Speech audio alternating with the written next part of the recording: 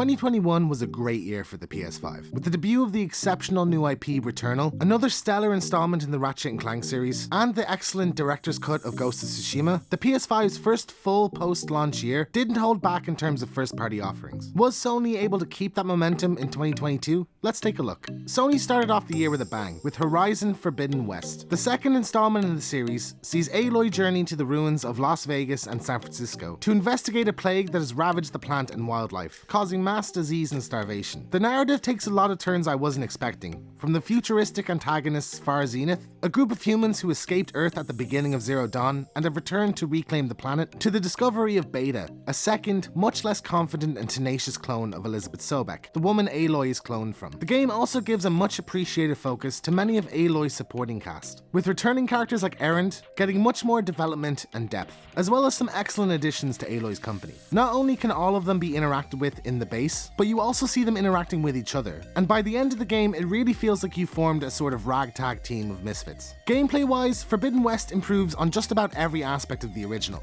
with exploration in particular being greatly expanded. Additions like the underwater areas, the grappling hook, and the shield wing glider makes the stunning new open world feel more adventurous than the previous game. But the most significant new feature, the flying mount, completely revolutionizes traversal for the series. March saw the release of the second first-party offering of the year, Gran Turismo 7. The game received somewhat mixed reception when it released. While it boasts the series' most impressive graphics and refined gameplay, an invasive microtransaction system and excessive grinding requirements somewhat split the fanbase on what I would consider one of the most consistently praised franchises in Sony's library. September gave us the release of The Last of Us Part 1, the ground-up PS5 remake of Naughty Dog's 2013 masterpiece. The remake delivers several enhancements, including more advanced AI, significantly upgraded character models, smoother animations, and improved lighting. It serves as a fantastic showcase of the PS5's graphical capabilities, and although I personally found the remake to be somewhat unnecessary, considering the game was already available on PS5 with The Last of Us Remastered, it's hard to argue that Part 1 isn't the definitive version of The Last of Us. And finally, November saw the release of Sony's most anticipated game of the year,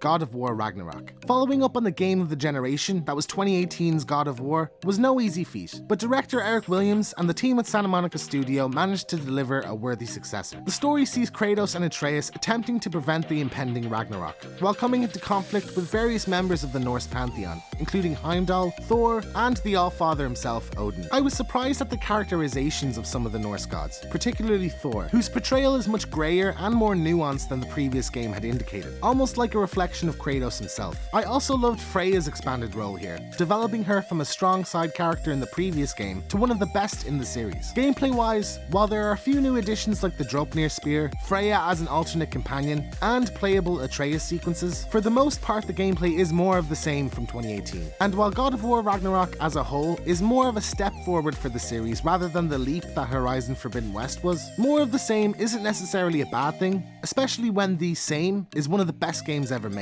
So, was 2022 a great year for the PlayStation 5? Well, that depends on how you look at it. With two critically acclaimed installments from two of Sony's biggest franchises, PlayStation as a whole had a fantastic year, but for the PS5 specifically, 2022 felt a bit like a step backwards. Horizon Forbidden West, Gran Turismo 7, and God of War Ragnarok were all available on PS4. And while The Last of Us Part 1 is a PS5 exclusive, it's a remake of a PS3 game that has a PS4 remaster. So technically, we didn't get any original PS5 exclusives all year. That being said, Ragnarok seems to be the last cross-generation game from Sony. So moving forward, we'll be seeing Sony's first-party offerings take full advantage of the PlayStation 5's capabilities without having to worry about functioning on 10-year-old hardware. So with Marvel Spider-Man 2, Horizon Burning Shores, and The Last of Us multiplayer game coming over the next 12 months, not to mention the PSVR 2, will 2023 fare any better? I'll meet you back here in exactly 1 year to find out. But in the meantime, let me know in the comments below what you thought of the last year's releases and what you're looking forward to for the next. Thank you to everybody who supported my channel over the last year. I'll be back mid-January for a weekly review show of HBO's The Last of Us series, so hit subscribe if you want to check that out. Thank you so much for watching, Happy New Year,